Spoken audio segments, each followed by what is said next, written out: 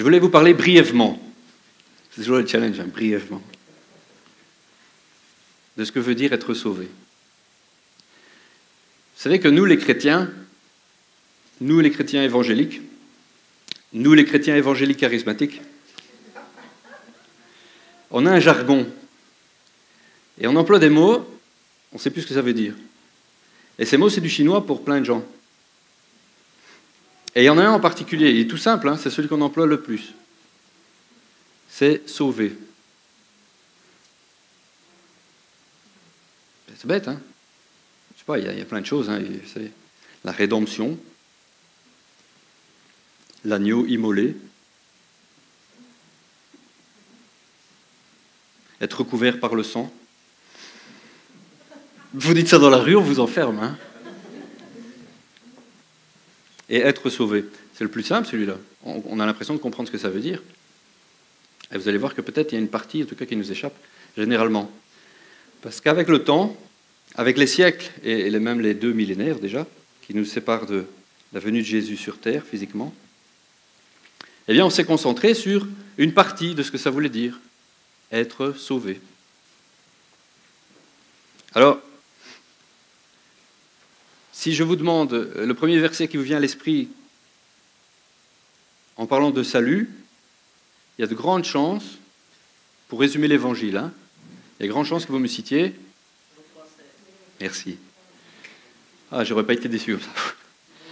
Jean 3,16. Oui, Dieu a tant aimé le monde, version du Sommeur, qu'il a donné son Fils, son unique, pour que tous ceux, c'est vous la même que vous avez? Oui. Pour que tous ceux qui placent leur confiance en lui échappent à la perdition et qu'ils aient la vie éternelle. En effet, Dieu a envoyé son Fils dans le monde, non pas pour condamner le monde, mais pour qu'il soit sauvé par lui. Celui qui met sa confiance en lui n'est pas condamné, mais celui qui n'a pas foi en lui est déjà condamné, car il n'a pas mis sa confiance en la personne du Fils unique de Dieu. Je pense que ça, c'est le verset phare, c'est le 16. Mais c'est bien de lire ce qui suit, parce que ça explique un peu. Dieu a envoyé son Fils dans le monde, non pas pour condamner le monde, mais pour qu'il soit sauvé par lui. Et là, on dit, bah oui, sauvé. Sauvé. Un peu avant, il a dit, pour qu'ils échappent à la perdition et qu'ils aient la vie éternelle. Donc, sauvé, vie éternelle.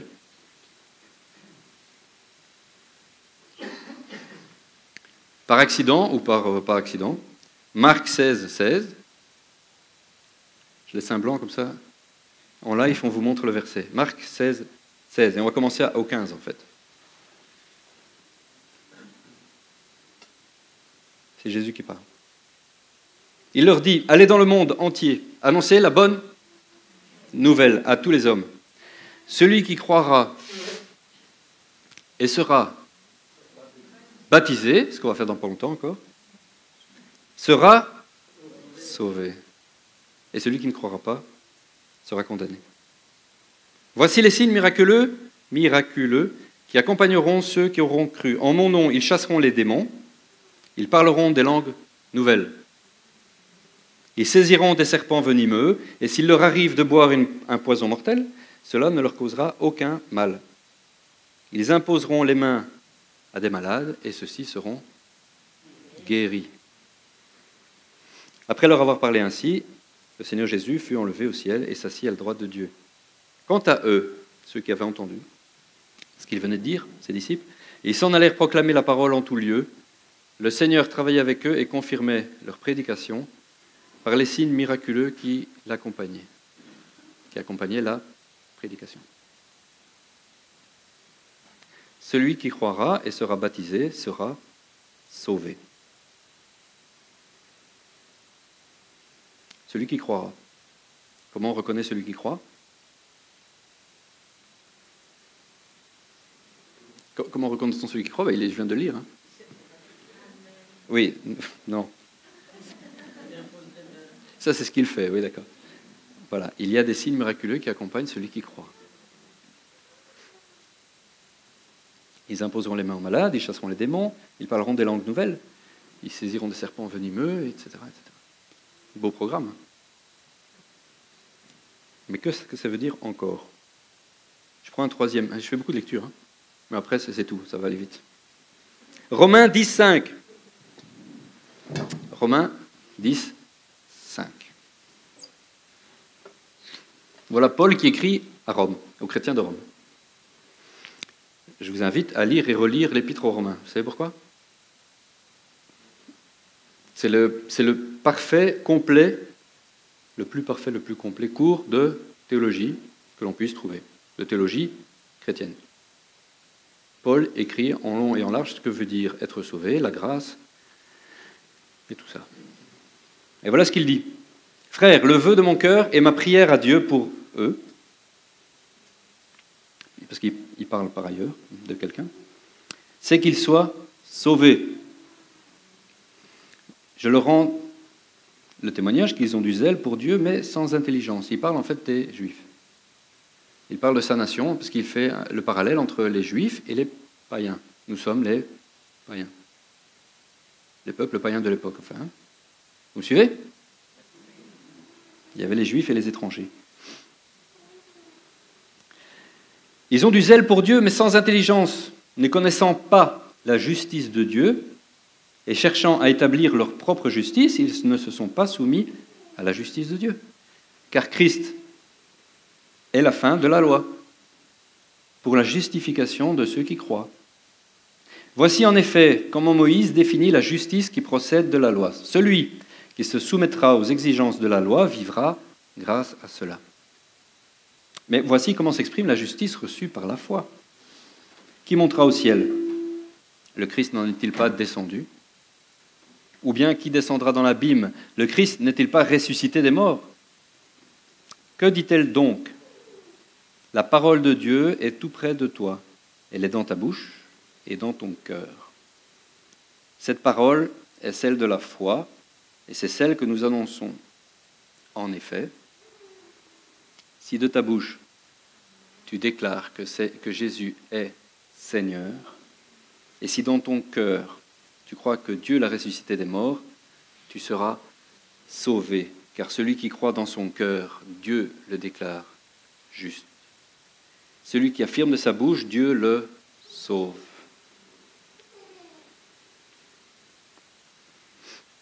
Alors qu'est-ce que ça veut dire être sauvé ? Vous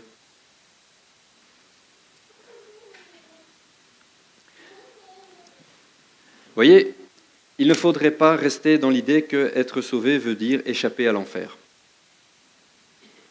Ça en fait partie, mais c'est presque rien du tout par rapport à tout ce que ça englobe. Vous voyez ? C'est la destination finale, le paradis, après la mort. Mais ce n'est pas le but. Ce n'est pas le but. Ce n'est pas le but de la vie du chrétien. Ce n'est pas pour ça qu'on est sauvé. Alors dans ces 3 versets, c'est le même mot qui est employé. On va faire un peu de grec. Non ? Bah tant pis, parce qu'on va le faire quand même. Alors, le mot sauver, qui est un verbe, d'accord ? Sauver, en grec, c'est le mot sozo. Ça ressemble, hein ? Sauver, sozo. Il est utilisé, accrochez-vous, 102 fois dans le Nouveau Testament. 102 fois, c'est presque le mot le plus utilisé. Sauver, sozo. Mais qu'est-ce que ça veut dire ? Alors la définition que l'on trouve dans les grands lexiques chrétiens, les grands livres, vous savez, il ne faut pas qu'ils soient poussiéreux ces livres-là. D'ailleurs, vous savez, ils sont accessibles à tous. Nous avons aujourd'hui le bonheur et le plaisir, l'immense privilège, d'avoir accès à toute l'information du monde. Ça s'appelle Internet. D'accord ? Donc si vous demandez ce que veut dire un mot dans la Bible, c'est simple. Vous allez sur un moteur de recherche très connu, et vous cherchez le verset, et puis vous allez trouver une multitude d'informations. Alors sozo veut dire sauver. Bon, ça va, je vais le refaire. Sozo veut dire sauver. Mais pas que. On explique en fait. Sozo veut dire sauver, garder, sain et sauf. Jusque-là, ça va. Délivrer du danger ou de la destruction. Ça colle encore à être sauvé de l'enfer. Vous me suivez ? Mais la première signification, à quoi ça colle tous ces mots-là?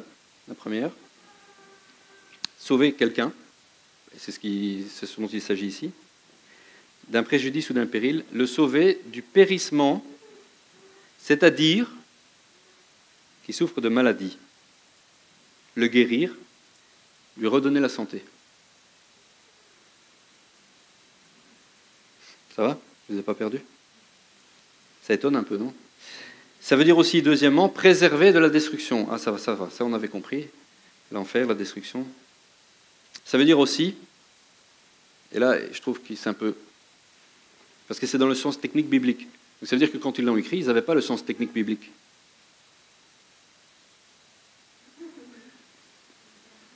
C'est vrai, non? Ça, ok. J'attends que ça...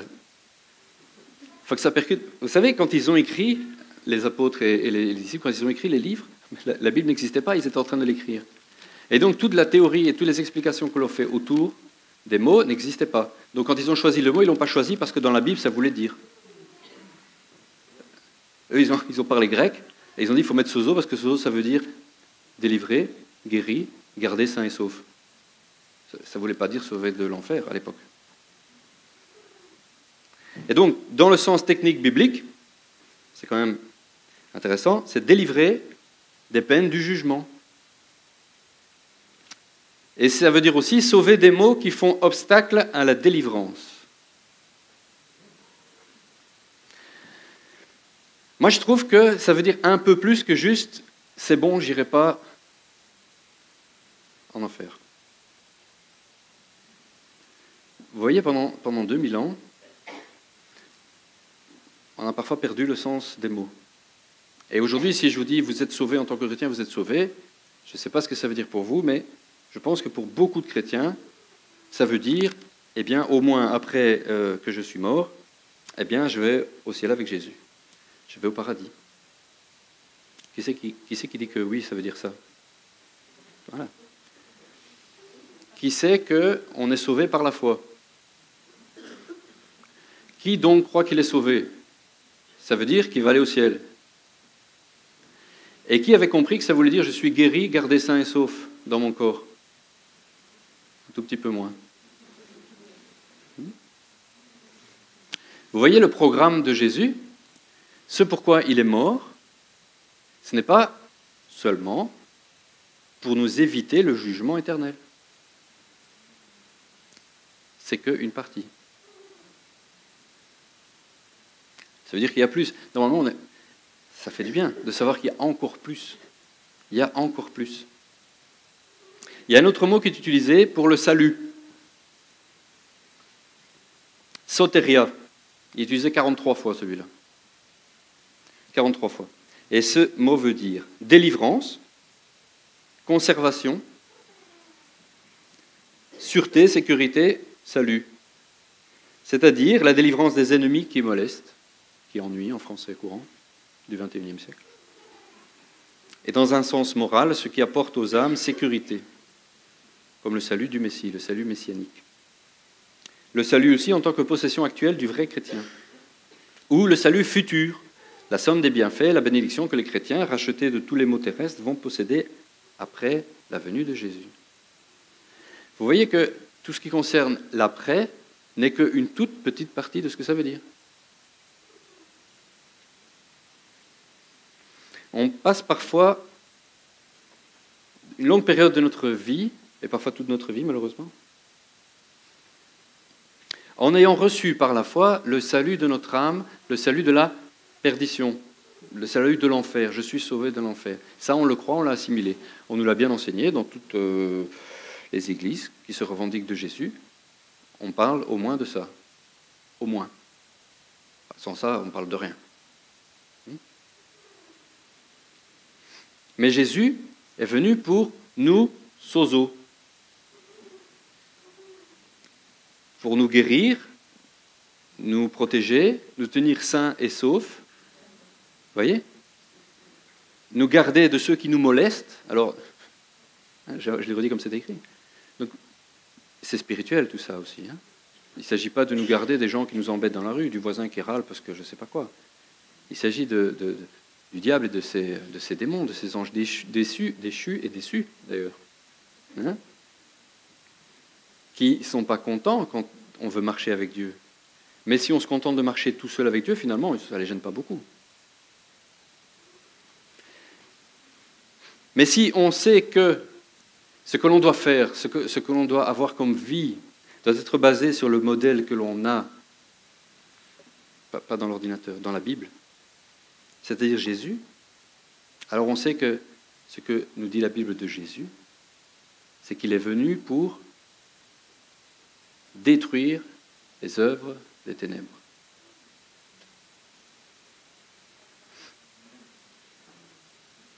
Donc ça veut dire que nous sommes ici pour accomplir les mêmes œuvres que Jésus, nous avons la même mission que lui. L'Église n'est pas sur la défensive, mes amis. Elle ne doit pas l'être. On doit être à l'offensive. Amen. Il y en a un ou deux qui est d'accord avec moi. C'est pas grave, il n'en faut que un ou deux. C'est vrai. Là où 2 ou 3 sont assemblés, au moins Jésus est au milieu d'eux. Et pour aller à l'offensive, c'est bien 2. Tout seul, on se sent seul. Ouais. Alors, je vais reprendre quelques versets, parce que, vous savez, dans l'emploi que Jésus a fait de ce mot, finalement, il est intéressant de savoir que c'est ça que ça veut dire, et qu'il l'a employé parfois dans des circonstances où on ne pensait pas que c'est ça qui était utilisé. Exemple. Luc 18, 35. C'est pas grave si ça ne vient pas, je vous le lis. Comme Jésus approchait de Jéricho, un aveugle était assis au bord du chemin, en train de mendier. En entendant le bruit de la foule qui passait, il demanda ce que c'était. On lui répondit que c'était Jésus de Nazareth qui passait. Alors il se mit à crier très fort, « Jésus, fils de David, aie pitié de moi !» Ceux qui marchaient en tête du cortège le rabrouèrent. Ça va le français, parce que parfois. Pour le faire taire. Ils étaient gentils. Mais lui criait de plus belle, « Fils de David, aie pitié de moi !» Il l'appelait fils de David. Hein. Il l'appelait pas Jésus, Jésus. Il savait déjà qu'il se faisait appeler fils de David. « Aie pitié de moi !» Jésus s'arrêta et ordonna qu'on lui amène l'aveugle. Quand il fut près de lui, Jésus lui demanda, « Que veux-tu que je fasse pour toi ?» L'aveugle lui répondit, « Seigneur, fais que je puisse voir. » Qu'est-ce qu'il a répondu Jésus? Eh bien, on va voir pourquoi tu es aveugle, parce que peut-être qu'il y a un péché qui te rend aveugle. Peut-être que tes parents ont fait des trucs pas bien qui t'ont rendu aveugle. Il faut que tu sois d'abord libéré de cette affaire-là. Heureusement qu'il y a quelqu'un qui dit non, Jésus n'a pas dit ça. Hein. Aidez-moi, quoi. Qu'est-ce qu'a dit Jésus? Il lui dit, tu peux voir. Il n'a pas fait une prière de 40 kilomètres. Tu peux voir, lui dit Jésus.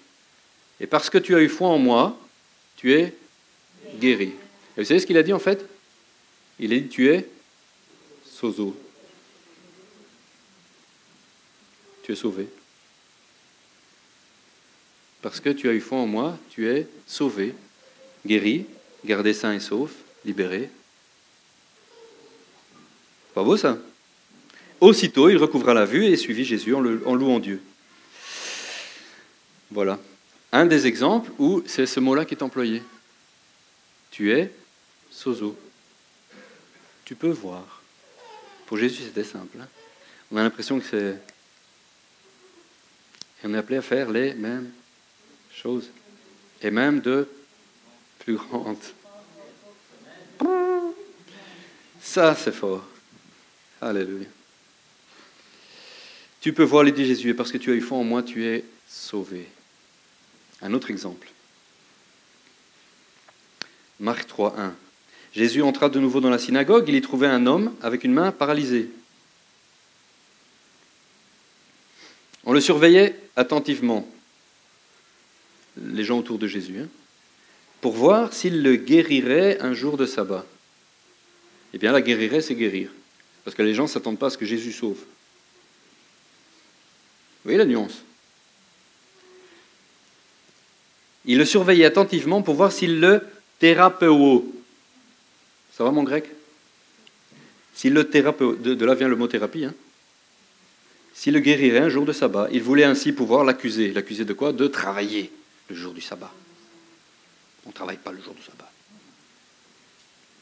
Jésus dit à l'homme à la main infirme, « Lève-toi et mets-toi là au milieu. » Alors vous voyez, parfois Jésus, il faisait un peu de mise en scène, quoi.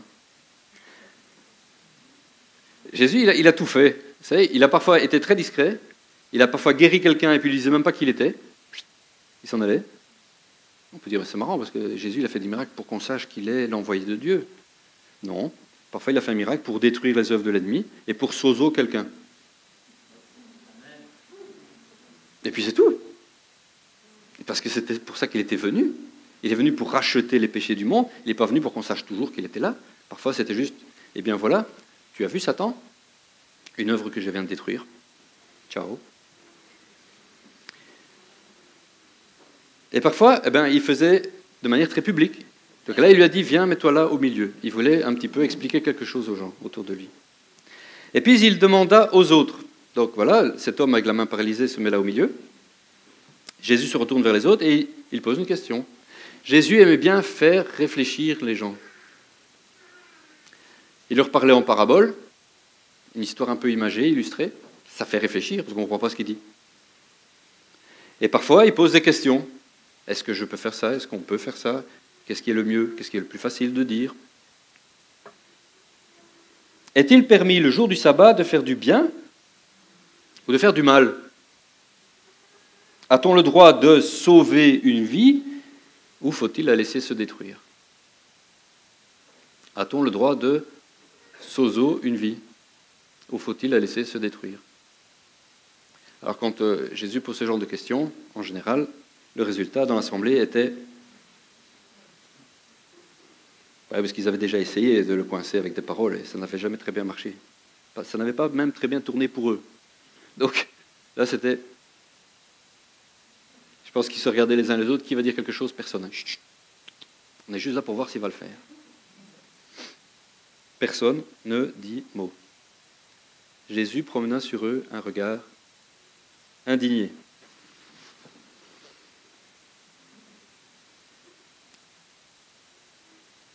Ça devait être une déception terrible. Vous voyez ce que je veux dire? Profondément attristés par la dureté de leur cœur, il dit à l'homme, étends la main. Il l'attendit et elle fut guérie. Elle ne fut pas sozo la main. C'est un autre mot qui veut dire guérie. Vous voyez, quand Jésus a guéri quelqu'un, très souvent, 102 fois que c'est utilisé, pas toujours pour la guérison, bien sûr. Quand il a guéri quelqu'un, c'est parce que ça faisait partie de ce que l'on peut attendre quand on est sauvé. Il est venu pour sauver le monde. Il est venu pour sozo le monde. Donc la guérison fait partie. La libération fait partie. Et bien sûr, échapper à la condamnation en fait partie. Vous vous rappelez l'histoire de la femme qui touche le bord du vêtement? Voilà. Dans la foule se trouvait une femme atteinte d'hémorragie depuis 12 ans. Elle avait été soignée par de nombreux médecins et en avait beaucoup souffert. Elle avait dépensé toute sa fortune sans trouver la moindre amélioration. Au contraire, son état avait empiré. 12 ans, quel calvaire. Et c'est là que l'ordinateur décide de se mettre en veille.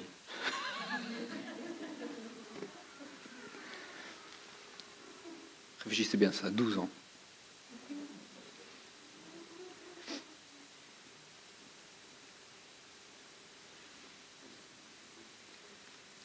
Elle avait été soignée par de nombreux médecins, on avait beaucoup souffert. Elle avait dépensé toute sa fortune sans trouver la moindre amélioration. Au contraire, son état avait empiré. Elle avait entendu parler de Jésus et dans la foule, elle s'était approchée de lui par derrière et avait touché son vêtement. Un autre endroit, on dit le bord de son vêtement, la frange. En se disant, si j'arrive à toucher ses vêtements, je serai guéri. C'est pas mal ça. Hein? Si j'arrive à toucher même le bord de son vêtement, je serai guéri. À l'instant même, son hémorragie s'arrêta. Et elle se sentit délivrée de son mal. Aussitôt, Jésus eut conscience qu'une force était sortie de lui. Ça, c'est extraordinaire. Vous voyez, nous devrions, moi en tout cas je le désire, mais on devrait tous désirer ça.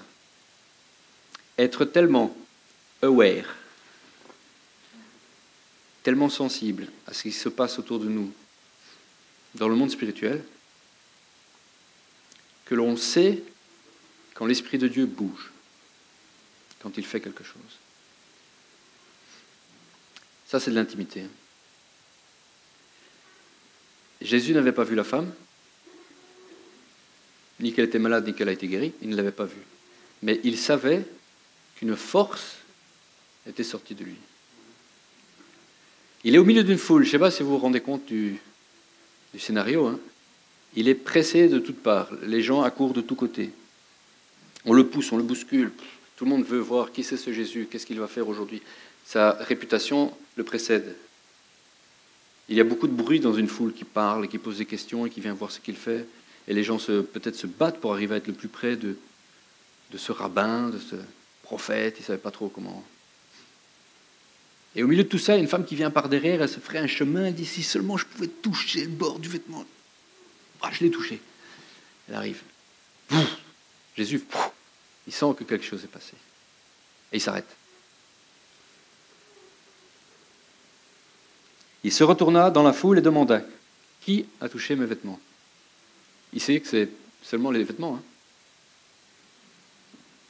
Ça, c'est une conscience de toute chose. Vous savez. Et ça étonne ses disciples. Et ben, tu vois la foule qui te presse de tous côtés et tu demandes qui m'a touché, enfin Jésus. Ils ne disaient pas tellement Jésus, ils disaient Maître. Mais lui continuait à parcourir la foule du regard pour voir celle qui avait fait cela. Il devait avoir un regard perçant, ce Jésus. Alors qu'il était encore dans son corps d'homme. Je pense que ça devait être quelque chose hein, quand il regardait les gens. Ce regard, vous savez, à la fois plein d'amour et d'une autorité complètement qui dépasse tout. Une compassion et ce regard qui te transperce l'âme. Quand il posait une question à quelqu'un, il lisait en lui. Les pensées des gens lui étaient connues. Le Saint-Esprit parlait à son esprit en permanence. Il parcourt du regard, il continue. Oh, ok, vous n'avez rien compris, mais moi je sais. Je veux savoir qui c'est. Et il cherche. Alors, saisie de crainte et toute tremblante, la femme, sachant ce qui lui était arrivé, s'avança. Je pense que vous savez, ça a été un moment suspendu. Quand il a dit « quelqu'un m'a touché », il y en avait au moins 15 000 qui l'avaient touché depuis, je ne sais pas moi, depuis qu'il marchait sur le chemin, ils étaient tous là, bousculés, machin. Quelqu'un m'a touché. Les voilà tous à l'arrêt, silence. Les disciples qui disent « Maître, la foule te presse, tu te demandes qui t'a touché, tu ne comprends pas ?» Et là, il y a dans la foule la femme. Ça y est, je suis prise là. Elle avance toute tremblante. C'est moi en fait. Il faut se remettre dans l'histoire, dans le contexte. Ça fait vivre autrement les choses. Hein. C'est pas juste quelqu'un, il touche, il guérit, je retourne, qui m'a touché. Hop, c'est moi. C'est pas comme ça que ça se passe. Hein. Et alors, elle dit...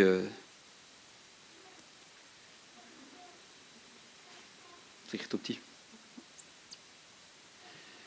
Elle s'approcha toute tremblante, la femme, sachant ce qui lui était arrivé, s'avança, elle se jeta aux pieds de Jésus. Elle se jette aux pieds de Jésus.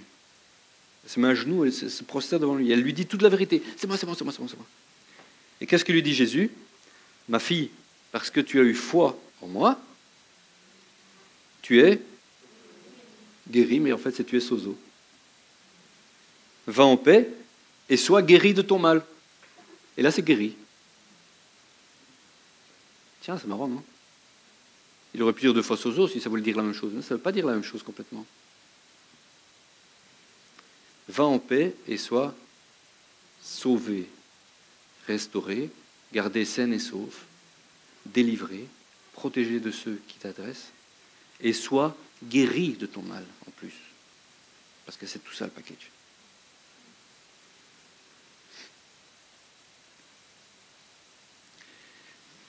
Moi je trouve, vous voyez, que c'est quelque chose qu'il faut méditer. Je ne peux pas en dire beaucoup plus sur peu de temps, là, comme ça. Mais réfléchissez à ça. Quand vous relisez votre Bible, quand vous relisez les évangiles, les actes des apôtres, les épîtres, chaque fois que vous voyez ce verbe « sois sauvé »,« tu es sauvé »,« Jésus est venu pour sauver », faites cet effort mental de dire « il ne s'agit pas seulement d'être sauvé de la condamnation, mais il s'agit d'être guéri, être sain et sauf, tenu en sécurité, libéré de ceux qui m'agressent, spirituellement parlant. Et en plus, avoir accès au paradis. En plus. » Alors ça, c'est ce que ça veut dire sauver. Celui qui croit en Jésus, qui professe, etc., comme on a lu tout au début, sera sozo. Tout ça, tout ce package.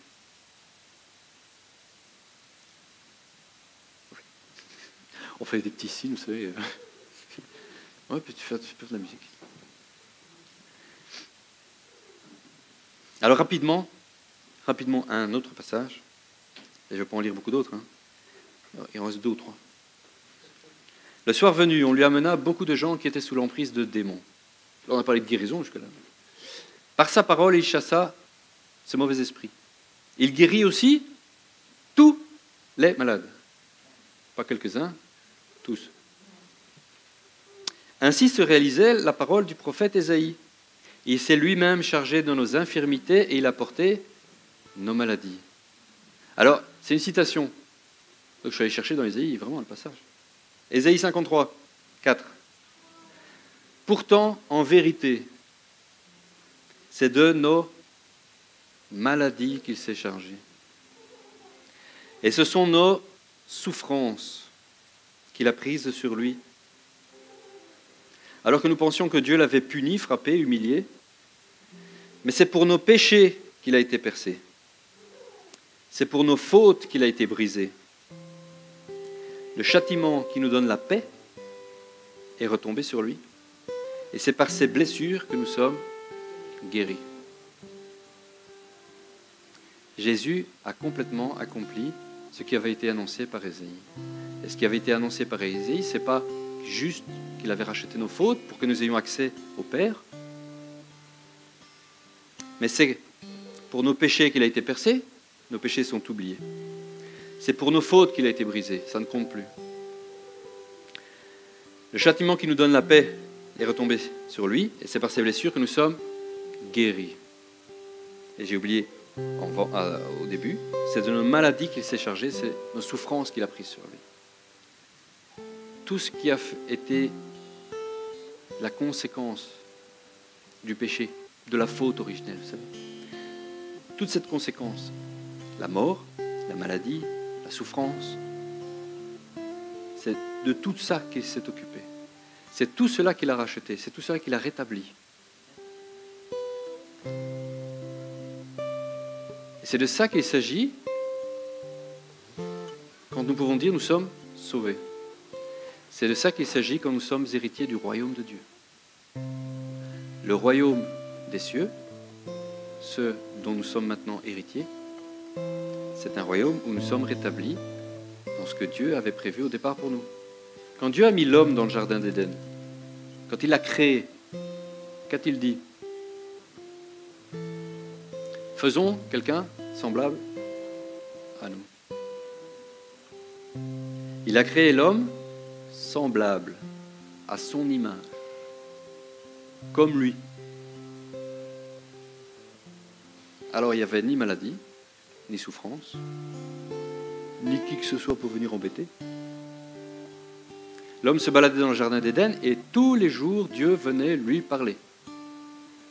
Tous les jours. Dieu venait et parlait avec Adam. Et le jour qu'il a fait ce qu'il ne fallait pas, il s'est caché. Il a eu peur. Vous vous rendez compte qu'il était habitué à ce que Dieu vienne lui parler. Et soudainement, il se cache. Voilà ce dont il a hérité, la connaissance du bien et du mal. Pas de chance. Jésus est venu, il est mort, il est ressuscité, et il a dit, voilà, tout est accompli. Tout est accompli. Vous voilà maintenant en possession de la clé du royaume des cieux. Et nous sommes rétablis pour faire la même mission. Vous voyez, Jésus est venu,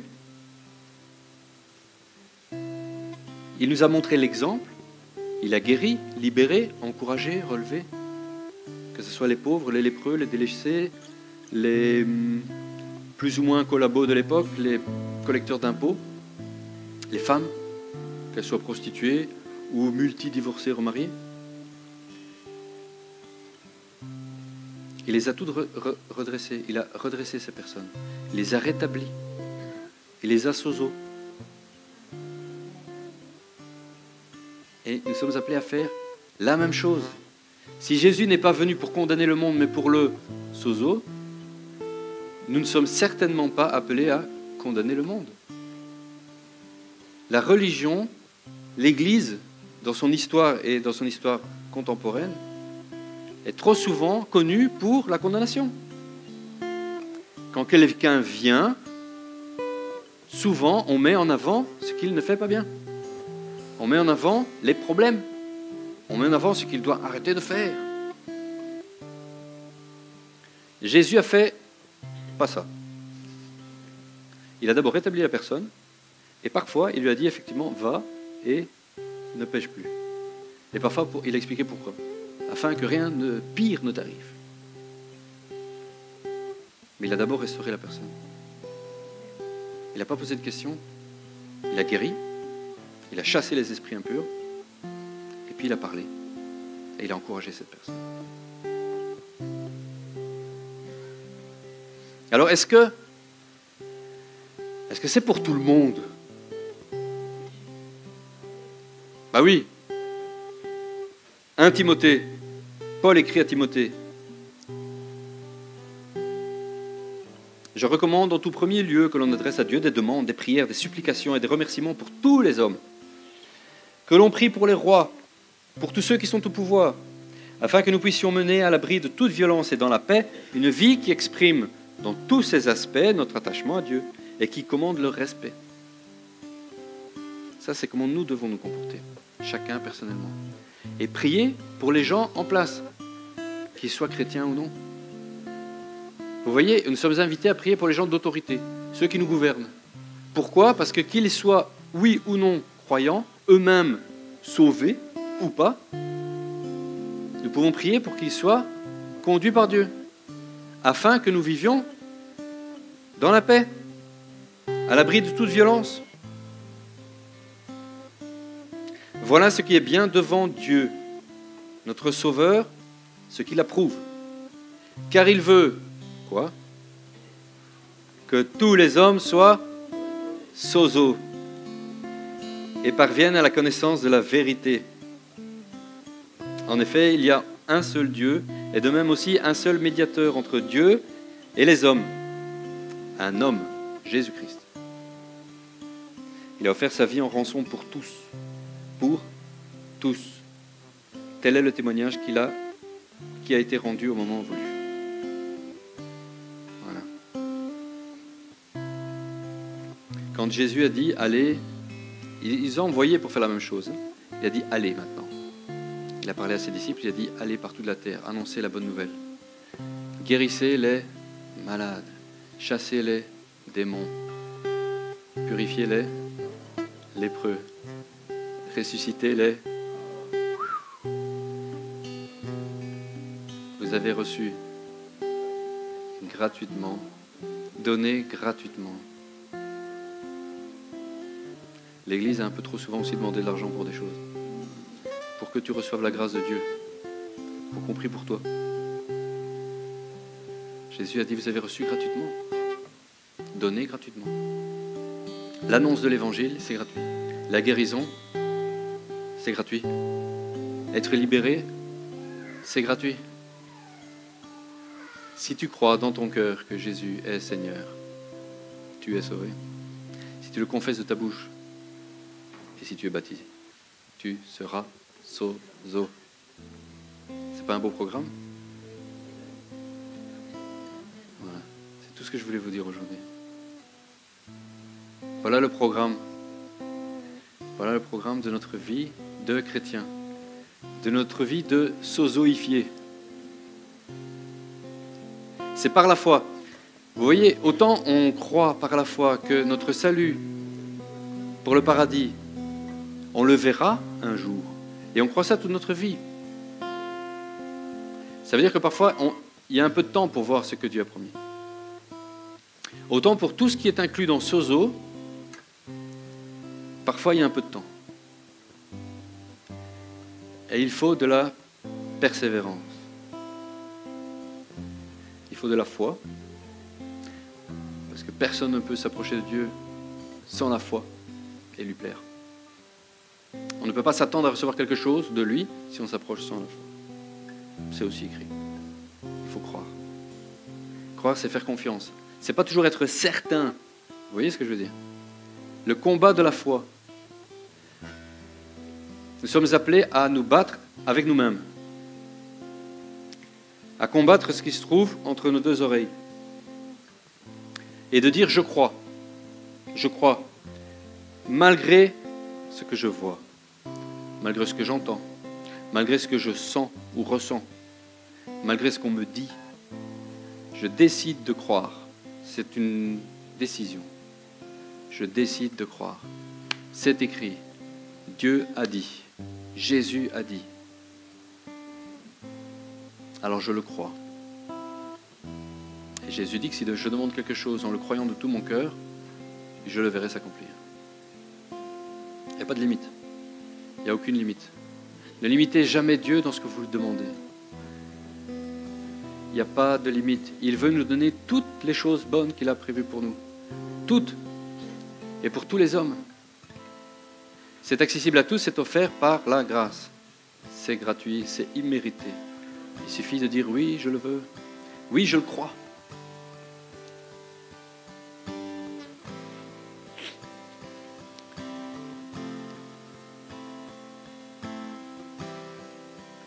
Je vous invite à faire un geste symbolique.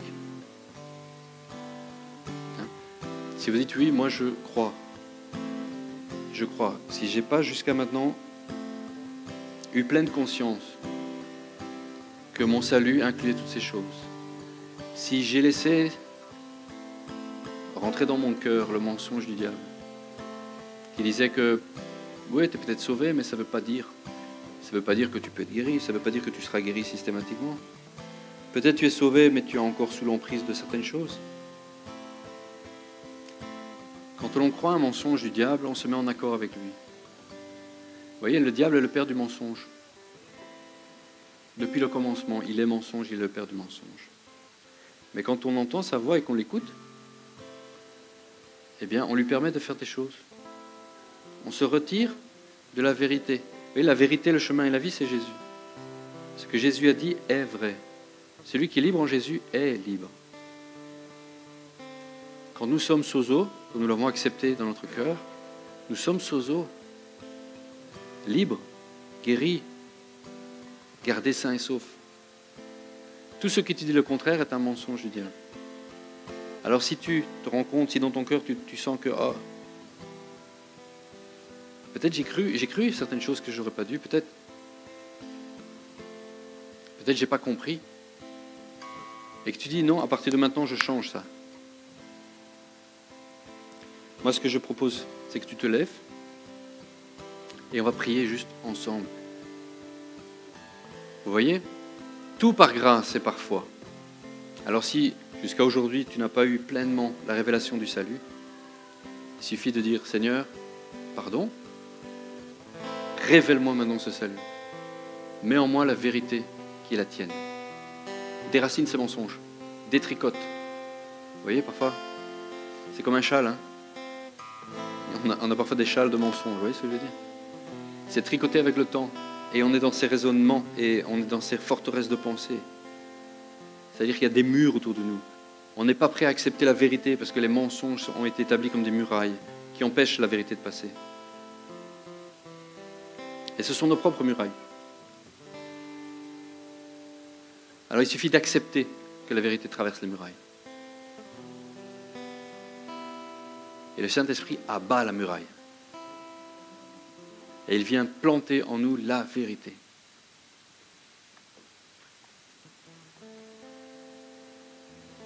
Alors si tu veux aller plus loin maintenant avec Dieu, peut-être il y a quelqu'un qui, je ne sais pas, il est là pour la première fois.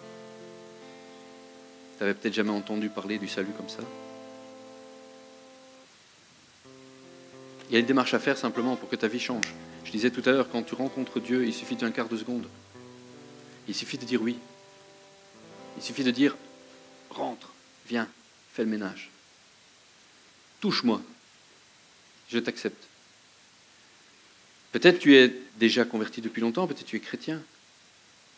Mais tu n'as pas compris que ce que Jésus veut et ce qu'il attend de toi, c'est tout ton être. Miguel va nous parler dans les prochaines semaines de la maison que nous sommes. Nous sommes la maison du Saint-Esprit, le temple, une demeure. Le Saint-Esprit demeure en nous, au sens d'être dans une maison. Peut-être que tu n'as pas ouvert tout ton cœur. Peut-être que toute ta demeure jusque-là n'était pas à lui. Et tu dis, mais je veux tout, moi je veux être libéré complètement, être mis en sécurité, gardé sain et sauf, être guéri et être sûr que je vais au paradis. Mais je veux tout le paquet, je veux être sozo.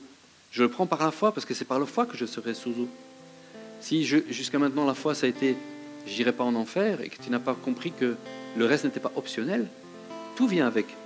Mais tout s'acquiert par la foi. Eh bien dis, je crois, je veux croire. Je veux croire. Vous savez, la foi elle-même est un don de Dieu. C'est la Bible qui le dit. Alors si tu dis, mais je voudrais croire, ça suffit aussi, parce qu'il peut te donner la foi. Il va te donner de croire vraiment. Il faut que tu le veuilles.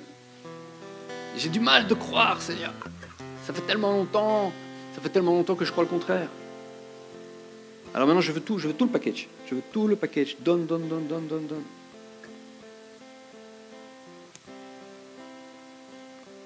Eh bien, si tu veux ça, n'importe quelle de ces choses que je viens de dire, je t'invite à te lever. Et ceux qui sont autour de toi vont prier avec toi, on va prier devant. Et je veux juste terminer avec ça.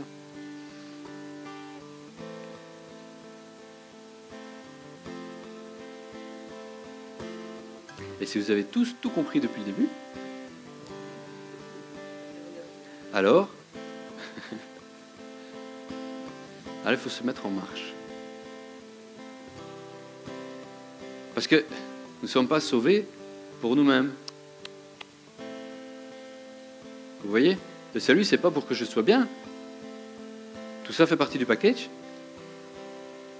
Mais si je suis là, dans ma petite vie tranquille, à être conscient que je suis sauvé, guéri, gardé en sécurité, sain et sauf, et que je reste avec tout ça pour moi-même, eh bien, je ne suis pas dans la mission. Je ne suis pas en train de faire comme Jésus. Or, je dois faire comme Jésus. C'est mon modèle.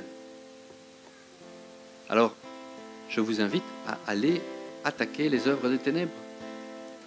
Détruire les œuvres des ténèbres. Ça ne demande pas grand-chose, ça demande un peu de courage. Ça demande de la foi. Et au fur et à mesure que l'on fait, qu'on se met en marche, qu'on fait un pas, on grandit dans cette foi. Jésus a dit, ma nourriture, c'est de faire les œuvres de mon Père. Notre nourriture devrait être chaque jour de faire les œuvres de notre Père. C'est faire les œuvres. Hein. Vous voyez de quel passage je parle? C'est écrit. Faire les œuvres. C'est pas lire, c'est pas étudier, c'est pas prier. La nourriture, c'est de faire les œuvres que mon Père a préparées. Alléluia. Allez, je vais prier.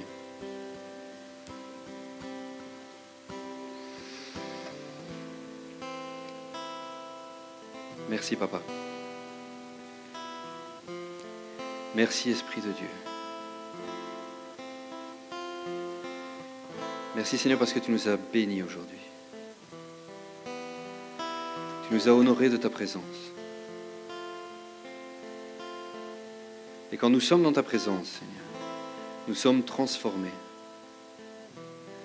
Transformés à ton image.